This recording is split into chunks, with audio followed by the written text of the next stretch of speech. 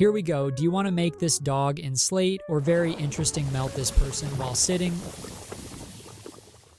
Or maybe make this shoes blast? And also, how about squishing this watching machine or pausing this room and making a cake of tissue paper with Pika AI? 1.5, you can create videos like these in just a few clicks, plus the new model of Pika AI is capable of creating longer clips, lifelike moves, and big screenshots in this video. I'll guide you through the detailed settings and step-by-step instructions so you won't waste your credits just trying things out. So let's get started.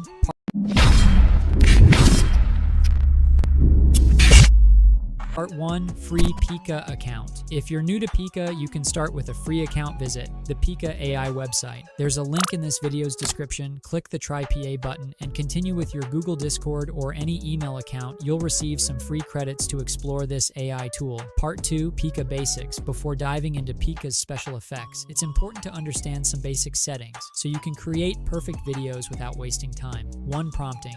You don't need to pay for a prompting course to create. AI videos explore sample or community videos and easily copy the prompts by clicking the copy button. The prompt will automatically be copied to the prompt bar, or you can use ChatGPT to generate PAA video prompts. 2. Image reference. You can add image reference by clicking image button and upload your image. 3. Negative prompt. Click the settings button to open the advanced settings window to ensure your AI generated video doesn't contain unwanted objects or elements. Fill them in the negative prompt. Bar 4, seed in Pika AI.